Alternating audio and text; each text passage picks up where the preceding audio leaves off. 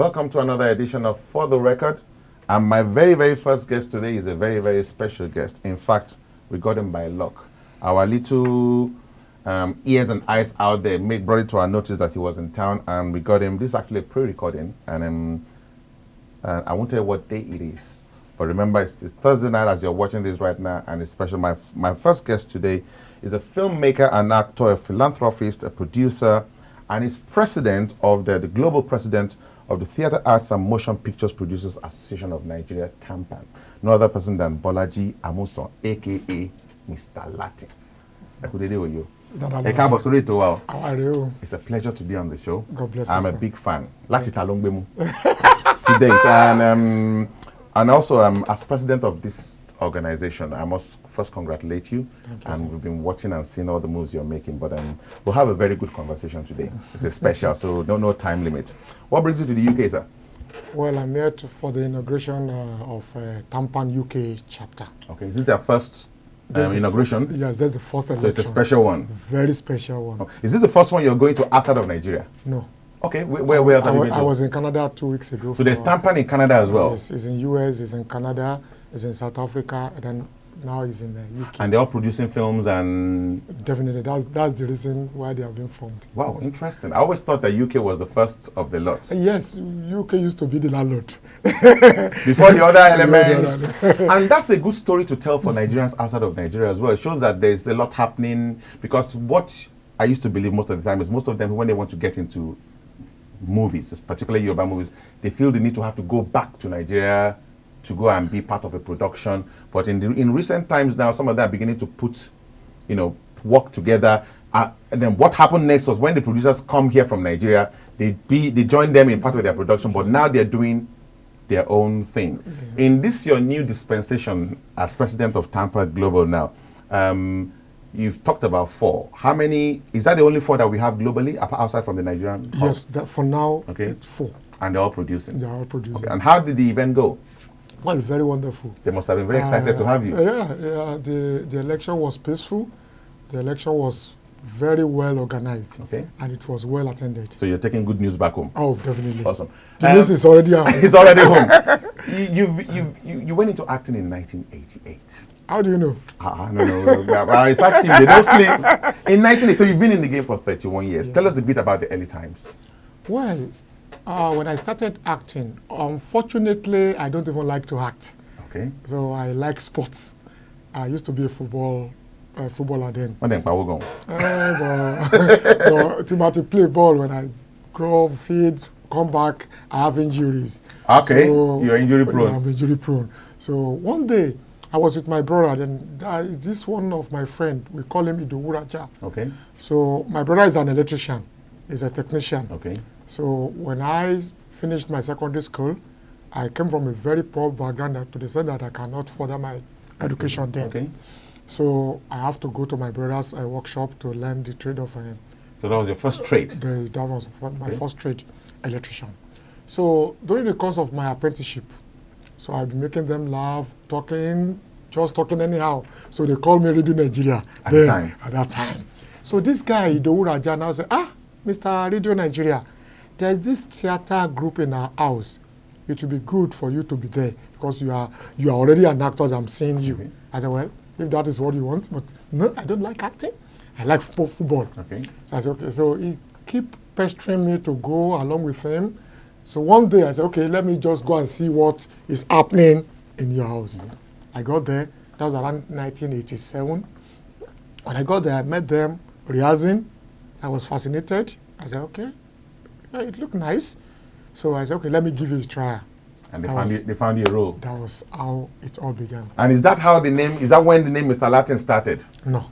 How did you get by the name? So I started acting in 1987, but not as a professional actor. Okay. Just as an apprentice. Okay.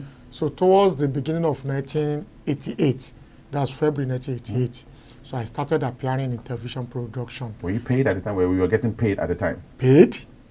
No, I'm just trying to see, when you said professional, I'm thinking now. No, professional. I get you. So now you're on TV, on screen. Then, you have to use what you have to impress the producers. Okay. So if I'm going to rehearsal or I'm going to recording, I have to put money in my pocket to give the producer. I have to buy drinks. I have to buy a lot of things for them. Okay, please take this and use me. So what do we call that? It's not bribe. Is it gratification or bribe? Or abetele? Well, it's what we call Geronolo. The industry. So okay. that was how it all started. Then gradually I began to appear in television production. Then there was no online television, there was no cable television. You must have had a lot of eyeballs then watching you, getting to know you. Yeah, so there was no video.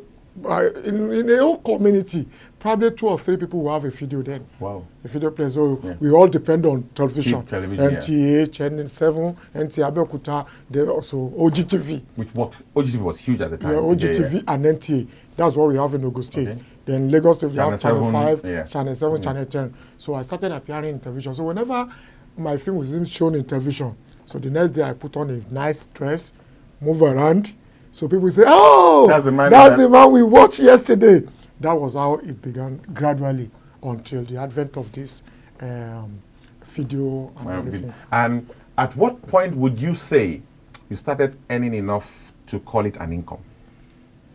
Well, the very first money I earned in acting, I think, was 200 naira. It was a lot of money then. That was 1989 or 1990. That was when we produced 50-50 by Chief A.K.A. I never started as a comedian. Okay. So I started as an actor, just any actor, playing the role of doctor, playing the role of thug, playing the role of soldier, just any role. It might be 2 scenes, 3 scenes. So later on, I moved into an apartment. Okay. So when I got to my colleagues, I will now tell them, my landlord, he did this yesterday, he did this 3 days ago. They will be laughing. Your landlord became a character on his own. That is a complete character. He was a complete character. Okay. Or he's late now. So they will be laughing. So during the production of 50-50 by Chief A.K.A. So my Oga then now asked me, can you practicalize what your landlord is doing in a movie? I said, let me try. Okay. That was how I ventured into comedy. That was 1989. 1990. So the chief saw something in you, obviously. He was the one that was responsible for your transition from acting into comedy. Okay. So now I acted in that movie. They gave me 200 naira. That was the first money I got in acting. So I kept the money. I didn't even spend it for over 2 months. So when I was like, oh no, I'm not a professional actor. This is the money I got from Chief A.K.A. And because Chief A.K.A. is a household name then. He's our father, is our leader then. So that was how it all began. So when they eventually showed the movie at Cultural Center. Okay. Screened as like a yes. I was hiding under the seat of the... Yes, because I don't know if people will accept me or not. Okay. Then we have Babasuwe, we have Aluwe. Those were household, the household name. We have Pariolodo. So I'm just coming in. So I don't know if they're going to accept me. If they accept me, good luck to me. If they didn't, that is the end of the career. Okay. So I have to hide myself. So when it's my turn, so people will say, who is this person? This is another comedian. Okay, let us listen to me and see what they have to offer. Then I now remember I said a dialogue in the movie that ìwọ ṣe fi life mi ṣe àríkọ́gbọ́n báwo ni mo ṣe gbé mọ́tò sọ́rùn because I used to have a chain then. The pendant is just a toy car. Okay. That èmi tí mo gbé mọ́tò sọ́rùn tí mo fẹsẹ̀ rìn káàkiri ṣe bí kí n má bàa l'accident ni. So they all now roared in laughter. Hey, this one is a confirmed madman. No, that's how the confidence came. Then I now sit up the chair. So I now told the man next to me, I'm that person. So that was how it all started. Okay. And up to then, till today, that's how I ventured into comedy. Okay. And if you look at the comedy landscape, like you rightly alluded to, for me personally now, I would say it was Baba Sala, Ajimaja Shaw, Papi Lolo, Jacob, and then Aderopoko joined them at one stage. And then I think the terrain now opened up. Correct me if I'm wrong. You opened up after that. Did you feel they were ahead of you, but did you feel any kind of competitive streak at the time? If looking at the big ones ahead of you at the time, especially Papi Lua, who you hold very dear. Then we are happy doing it. those people are they are our role models. Okay. So we are just praying every day and night to be like them. So there's no issue of competition then. So, if Baba Suwe, when we watch Baba Suwe on TV, so we just keep praying, one day I will be like this man. Same thing Aluwe, same thing Papelolo, all of them. So we are struggling, striving to be like them, not to be in competition with them. What was your first breakout film? The first film that you did that this seems to be, that was all about you mainly? Well, that was, before then, my rise to stardom is gradual. Okay. So different stages. It's different stages. I acted mostly in Olaya movies, Olaya Igwe movies. It really helped my career a lot. Okay. So after that, then I produced this Talungbimu Baboni YT. I think that's when I came in contact with you. That was in 2001. That's about 18 years ago. Indeed, so, yeah.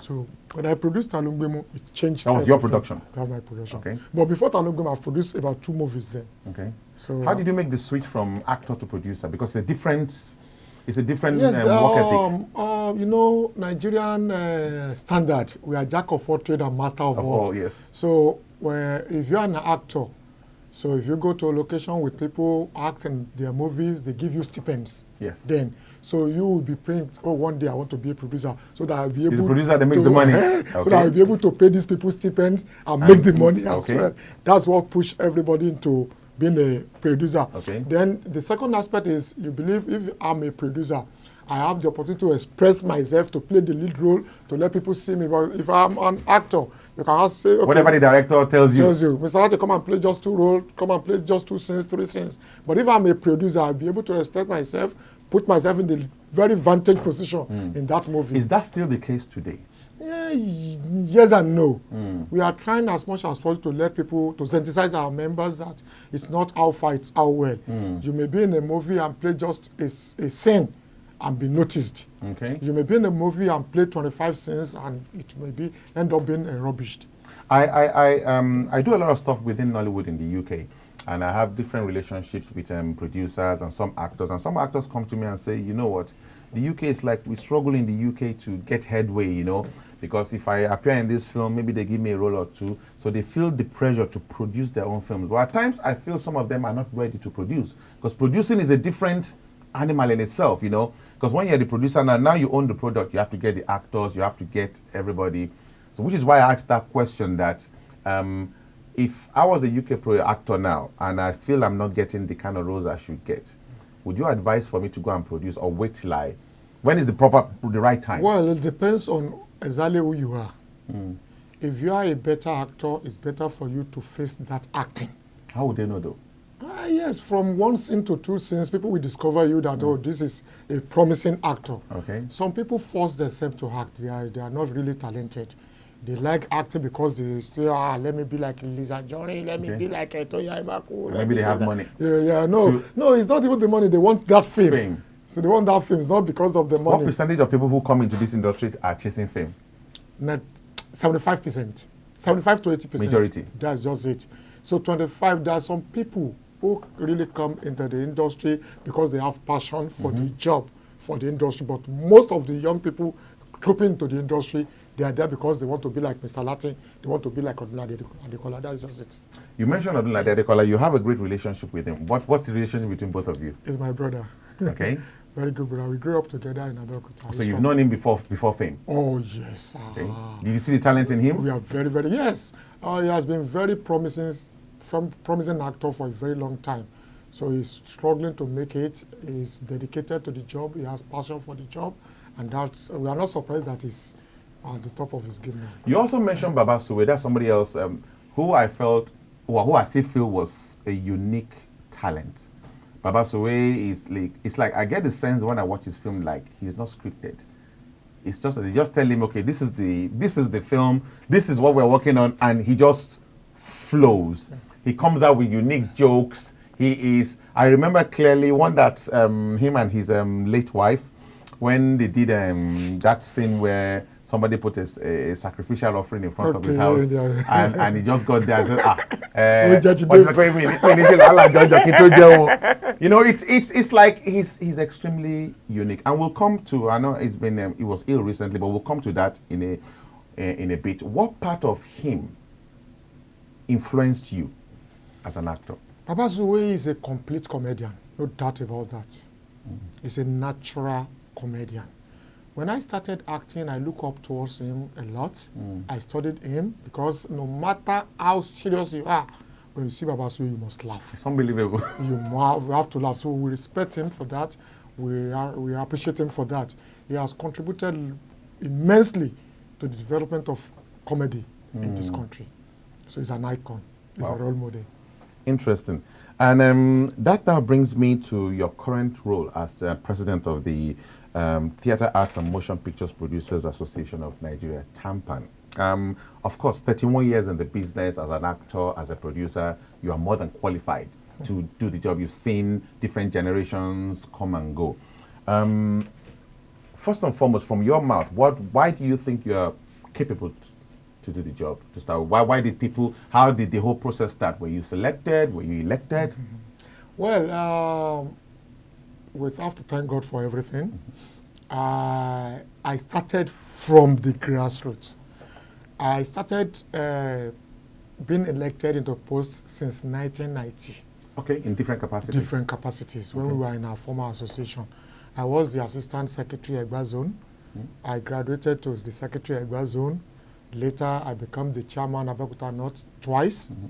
I became the secretary of Ogun State. I became the governor of Ogun State 4 years.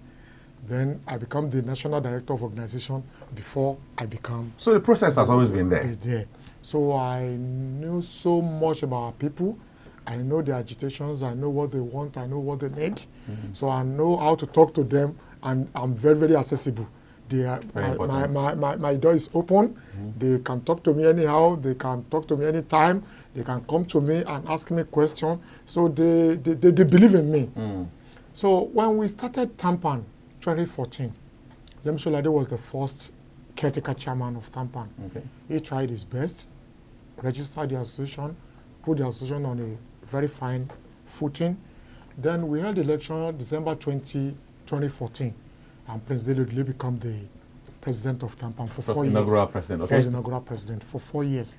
Then I was the national director of organization and business. Okay. So I don't know, people are watching me. So I'm just doing my own thing, my own way, trying to support his administration. I mean, the administration of President Dele to achieve. So along the line, towards the end of his tenure, we held this first annual conference at Ilorin.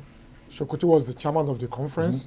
Then 2017, we held another one in Lagos. I was the chairman of the annual conference committee. We were able to do a lot of new things. And who are the people that attend these conferences? Members. Okay. Our members. We do seminars, workshops, then ceremonial aspect of it. Then there is this interstate drama competition. Okay. So before I become the chairman of the conference, so whoever becomes first, we just take a trophy home. Okay. So when I become the chairman in 2017, we raised the money. Apart from trophy, so okay, whoever comes first, was a cash prize, 1 million naira then. So we raised it to 1 million naira, and second prize 750,000, third prize 500,000. Then we introduced best actor, best director, and what have you. So people started noticing that this gentleman, if we give this man that support, probably he's going to push the association forward. He's going to move the association forward. That was how it all began. In 2018, we had another conference, that the third edition, Ogun State. Because whoever comes first during the interstate competition will be the host next year. So when we held the Kwara, the one in Kwara, Lagos came first. Then 2017, Lagos hosted the competition. Then 2017, Ogun came first. And then Ogun hosted the competition in 2018. So I'm fortunate to be the chairman of that Ogun 2018. I penetrated, moved with people, going there, raise similar funds. To running, almost having a political election. So the Ogun edition was hugely successful. So then they lifted ban on politics. Then immediately after the competition 5 days after, to be precise, 5 of our members, they came to me in Abeokuta. Shokoti, Fetia, Abi, they came to me. Mr. Latin, we need to have a meeting with you. I said, okay, I'm here. We want you to be the next president of TAMPAN. I said, Gujide Kosoko told me about a year ago that I should get prepared, that I'm going to be the next president, but I don't know. I said, okay, we don't want to beg you, and we don't want to force it on you. Okay. Are you ready to be our president? I said, okay, if you people give me the necessary support. So then I need new people. I need real practicing actors to be part of my executives. Has that been the previous challenge? Yes, it's part of the challenge. Okay. Because most of the people that we elect on the various EXCOs before I become the president is just on zonal level. So it's okay, you need 2 people from Ondo. We have the quota system. This quota system. That is the problem. So I said, okay, we need people who are really practicing. They have to be like 80% of the cabinet. Okay. So if we have people who are practicing, the passion for the industry, so definitely whatever we are doing and at the executive level, they will really understand it, and they will have the conscience to move the industry and the association forward. And they oblige. That was how Odunlade, Femi Adebayo, Shola Kosoko, Ayo Adesoya, Fetia came on board. Awesome. So how many people do you have in your EXCO? 18. 18? 18, yes. Jeez. So numerous roles. 18. So that was how we started. So what has been, you've talked about the previous challenge, which was having perhaps not the right people in the cabinet. Now you have the right people. What are the current challenges you're dealing with now? Yeah, we have to appreciate Penzeli Odule led the executive. Yes. He really tried. He really tried to at least build on the foundation laid by Mr. Yemi Sholade. So when I became the president, it's with the first major challenge was Babasuwe's illness. Okay. So Babasuwe's illness started, I think, probably 5 weeks after my assumption as the president of TAMPAN. So we have to run a task because before then, on weekly basis, you see our members going on social media, seeking help, asking people for financial assistance. I'm sick, please help me. I'm dying, please help me. There's no coordinating force. So when Babasuwe issue came on board, a lot of people are now talking. Why are you people? Are you not organized? Why are your members falling sick all the time? So I was okay, let's use Babasuwe's issue as a case study. At least we have to start from there. Then, unfortunately enough, we use our celebrity status in putting a call across to the then Honorable Minister for Health. Okay. So okay, he asked us, what exactly we don't need anything. All we need from you is for you to help us treat this great icon. So okay, we should take him to Luth. And that was how the journey started. So when we got to Luth, they attended to him very, very well, and we appreciate that. Then when we go back to our EXCO, we now sat down and said, okay, with all this issue going on now, what do you think is the best way for us to handle our members? We have to introduce this health insurance scheme. I think that's absolutely necessary. So if we have to introduce health insurance scheme, we have to sensitize our member on the need to be insured. So how do we start doing that?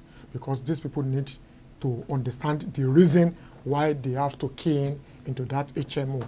And that was how we started the sensitization, telling our people that, okay, Babasuwe is lucky because he's a celebrity. Yeah. So if you are not a celebrity, who is going to give you money? So you have to key into this HMO or else we will not allow you to go on air and tell people to be contributing money. We appreciate those people contributing money to our members for their well-being, but we can't continue like that. Relying on the public, we are professional association. We have MBA, we have NMA, we have a lot of professional bodies. They don't go on here and start begging for money. So we have to really do what is expected of us. And that's how we started the HMO. And how are you managing that? Because typically what would happen in other climes is you probably team up with an existing medical insurance company. In this country, we have ones like Bupa, who can come up with a package and say, okay, you know what? members need to be contributing, because your organization is a huge one. There are actors everywhere. So I'm assuming that maybe you have to tax them to be paying a certain amount of premiums monthly. Is that how it's working? Yeah, and that's exactly what we did. But the first major task is to convince them to do it. Okay. How successful have you been in doing that? Yeah, for now we have about 3,000 members that already came to the... Are paying yes, premiums towards it. Paid. Okay. Is it a monthly thing or is it one-off payment? It's a yearly thing. Okay. So about over 3,000 members are paid now, and it's going to kick off 100% this January. How many members does TAMPAN have? We have more than 15,000 members. Registered members across the nation. So 20% of the organization has technically keyed into it. Yes, but we still need more people. Okay. So the other members are waiting for the takeoff. So if it's going to work or not, that's what they are waiting for. Well, one thing I can tell you, guarantee, is people would fall ill. It's inevitable. Oh, definitely. People would fall ill, and what would perhaps work, and we are here to help you do that. When anybody falls ill, or whenever, and without necessarily mentioning names, let us know when it starts to work. Because also what would help is for people start to realize that, look, maybe this quarter we've had to help two people who fell ill, had to... So what we are trying to do ordinarily is this. We are starting our annual conference, the 4th edition, 11th of December. Okay, once a year. It's once a year. Okay. It's 11th of December to 14th. Okay. So 11th is accreditation. So they are registering online. Okay. We have introduced online registration. Under your tenure? Yes, sir. Okay. So they are registering online now. So on the 12th is the reception. We are honoring people that have really contributed to the development of arts in the country and abroad. So on that 11th, which is the registration, the accreditation and registration, physical registration. So we are bringing the insurance company. Awesome. So to do this general test for our members, the registered members, then they compile the names of people and the illness. Okay. So then we start the. I think that's a fantastic. I think that's a fantastic step, because every time I see this, I hear now, and is this open right now only to paying members? Yes, paying members. I paying stress. members, yes. Okay. If you are not a registered member of TAMPAN, you cannot key into the HMO. So if you are a registered paying member, the financial member. So after the takeoff in January, full takeoff in January. So if you are, so it's now when I become the president now, we have our constitution. We tweak it a bit and change some things in the constitution. So now it's compulsory for you to key into this HMO and the retirement plan. So you have to save money for your retirement pension scheme. The pension scheme and health insurance scheme is compulsory for members of our association. Some of our members now, they are old and they are paupers. They are asking for money. So we want to encourage the new generation actors from 40, 50 years that you have to start contributing something monthly to your future, so that when you cannot act anymore, you have something to fall back on. And when we're talking finances right now, I look at especially Yoruba Nollywood as well. I look at the income streams. It's almost a given that the vast majority of your viewers watch your films on YouTube these days. I think initially it used to be the days of VCDs. And in one of your many interviews, you talked about the scourge of piracy, both physical with DVDs and even now on YouTube. Do you have any plans right now in terms of tackling, and if you do, how do you intend to tackle this particular problem? Because I think it eats very deep into your potential income from the industry. Well, let's start from those pirating our DVD and all this. And we know where they are. Yeah, we have met with so many organizations that are directly and indirectly involved in distribution and marketing of our production. We held several meetings. Then we had meetings with the National Films and Video Censors Board. And the current leadership of National Film and Video Censors Board are really doing a yeoman's job. They are really trying to tackle this menace. What have they done? Yeah, one, raiding. They raid those areas. Does it work? Yes, it's working. It's working. They prosecute them, but the major issue we have is the penalty. when you arrest a pirate now, when you go to court, they can say, okay, how many films? 50 films. Let him pay 1,000 each copy. So we are trying to reach the National Assembly stiffer penalties to legislate a law, a stiffer penalty for the copies. What kind of penalty do you think would work? We are proposing 20 years imprisonment, 25 years imprisonment. But do you think the government takes the art seriously enough to make the punishment harder? Well, the problem is not the government. The problem is us. The practitioners. We are the problem. Okay. Because before any government can take you serious, you have to convince the government that we have what it takes to contribute. It's not about playing a role in a movie that makes you say I'm contributing to the development of the country. There are a lot of things that you can do. Well, if doctors says in Nigeria today that they are going on strike, Nigeria will be trembling. Don't allow them to go on strike. If teachers says they are going on strike, Nigeria will be trembling. So if actors say, okay, we are going on strike, okay, you can go if you want to go. So we really need to do some things that government will take us serious, so that whenever we ask them, that, okay, this is what we want you to do for us, they say, okay, these people are really contributing. It's not that we are not contributing, but we really need to buckle up our bets and make sure that we are in the mainstream. One of your major functions, I presume, will also be conflict resolution. Very recently, we had top actresses Liz Anjorin and T.A.M.P.A.N, who had a very public spat between themselves.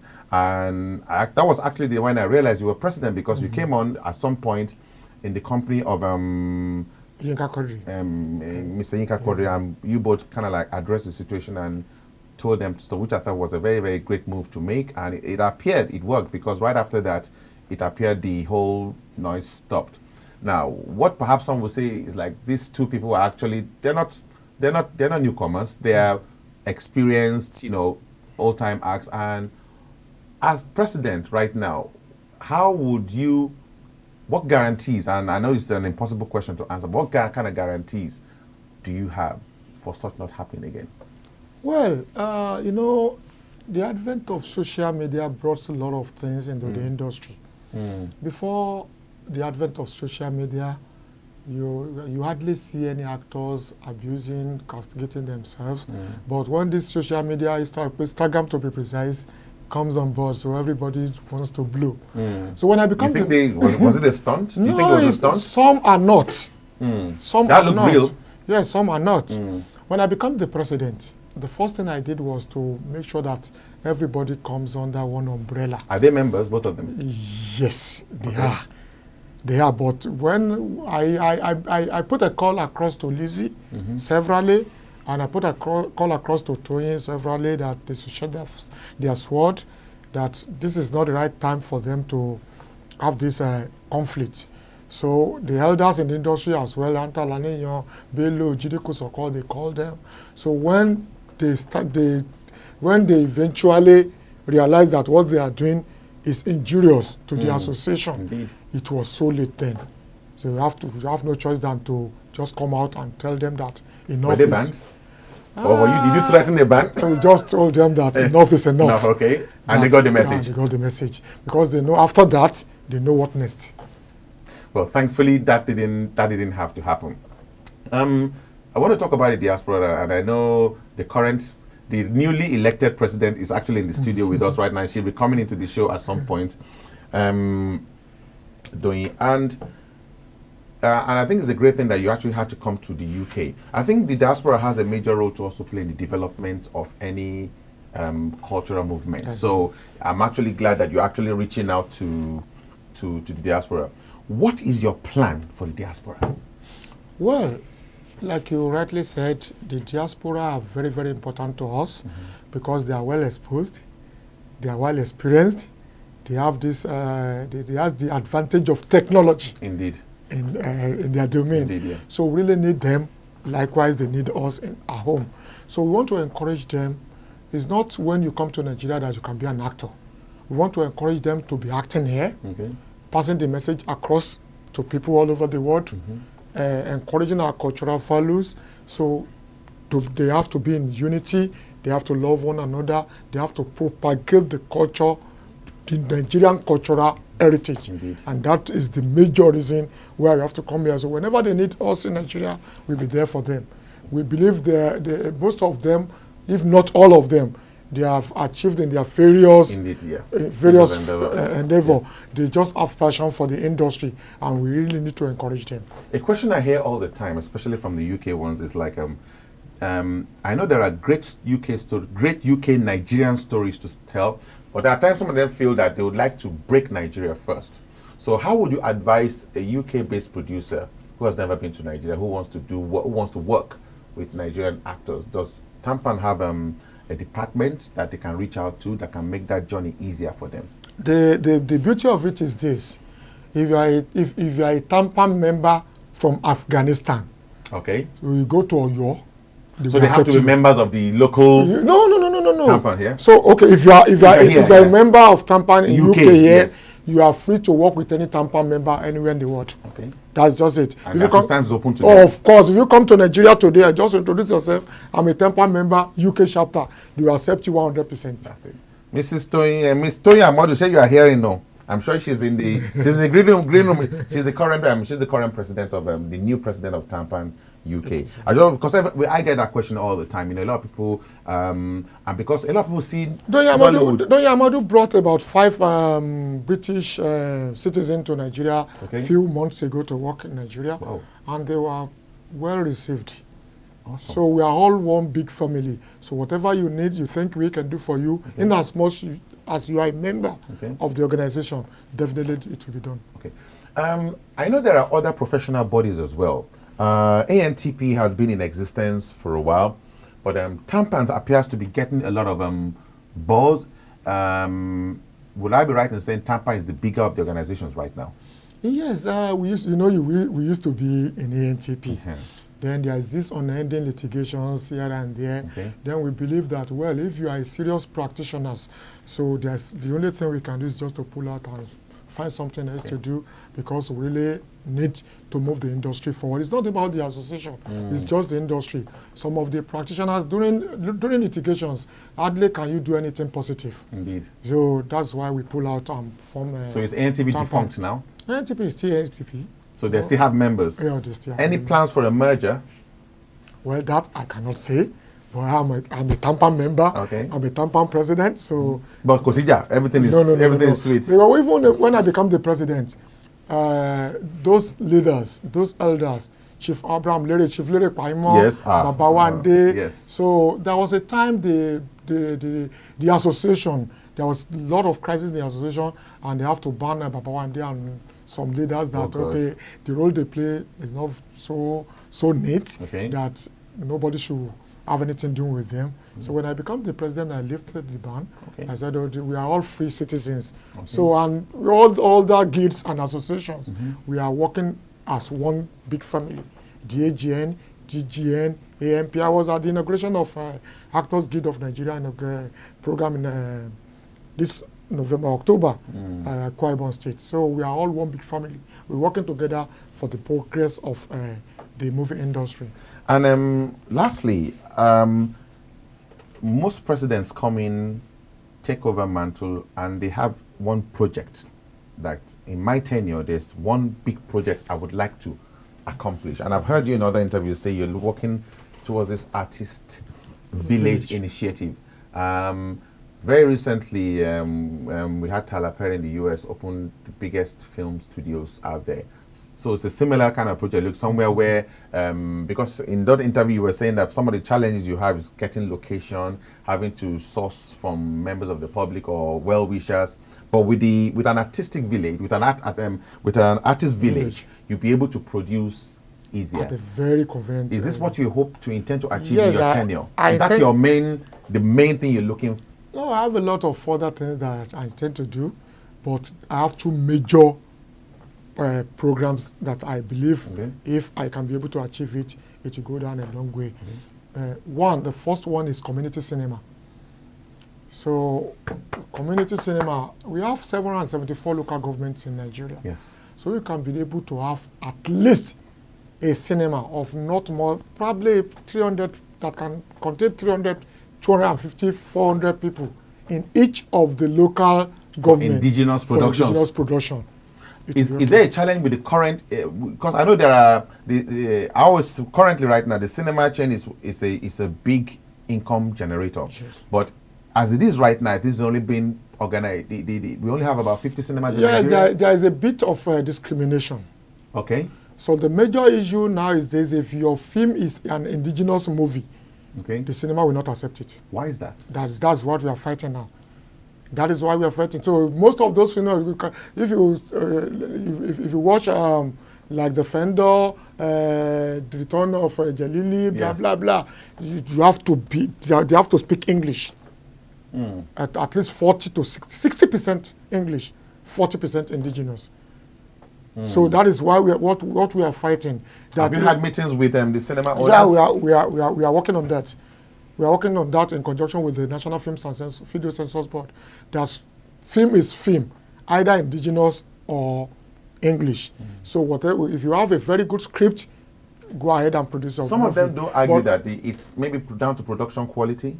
No, it's not about production quality. It's they are looking at general acceptability. They believe if you speak English in your movie, so the students bigger market. That is their problem, their own thinking. But unfortunately, we are what's it called? Tunde Kilani of Mainframe. Yes. Produced Toluwanile, and it was well accepted. And a lot of other movies like that. He produced Yellow Card in English, and it was not as successful as the indigenous movie. Indeed. So it depends on how you package your movie and how you produce it. And you believe Yoruba Nollywood is there right now, ready to do that. So if we can be able to encourage, we are working seriously with the federal government. We are having meetings upon meetings. If we can be able to get the approval for this community cinema, then it will be good for all of us. Would it be, can TAMPAN take the lead by investing in one to start with? Yes, we are working with investors. Okay. So that is still under wrap.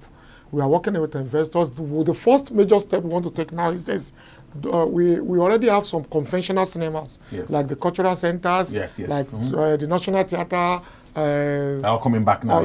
So we want to try as much as possible to encourage the state government to start renovating them and upgrade them to the level of being able to screen. So if you are able to do that next year, so that will be a starting point for us before the advent of the community cinema. So. So you've talked about cinemas right now. Tell me a bit more about the Artist Village. The Artist Village is something we have been working on for the past 10 years, but unfortunately... That will cost a bit more than... Yes, each government, when we go to them with a proposal, they say, okay, don't worry, we'll do something about it. But thank God, the current governor in Ogun State, because before the exit of the former governor, we met with him on several occasions, and he promised us that, okay, we're going to give you land to do this, to do that, to do that. But unfortunately, he left office without fulfilling that. So the current governor said, okay. Is he a lover of arts? Yes. All of them are lovers of art. I want to put him on the spot. All of them are lovers of art, but they believe. They believe that, okay, with that, it will ease our pain. So if you have like 10 acres of land, and we can as a starting point, and they can support us with financial backing to some extent, we will make them proud.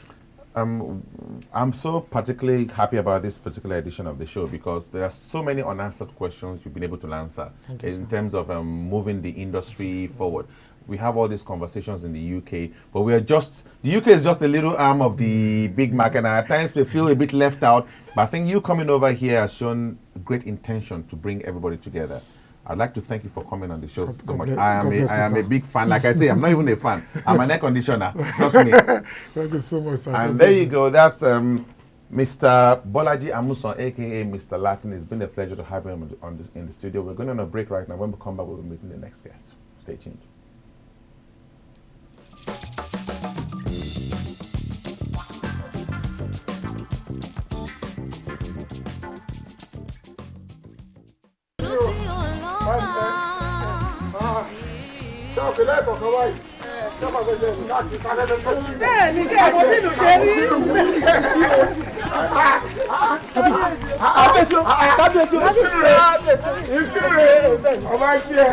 ìsìnkínú.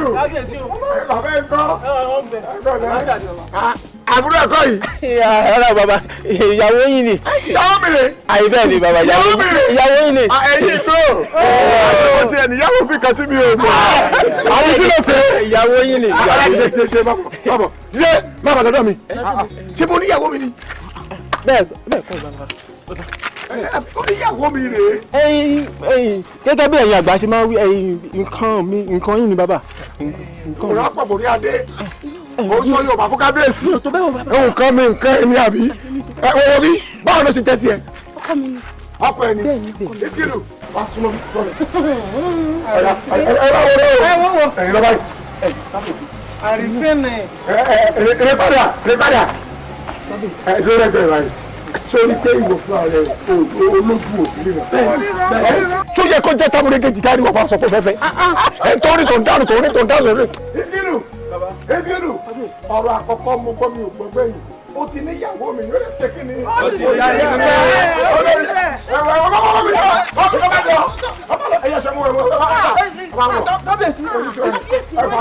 Olórí máa ti lọ. Ó ti jẹ́ wúlọ̀ nìyẹn. Ẹ̀ẹ́dà wà gbó àṣẹ, wà tó àṣẹ, wà bí sùn.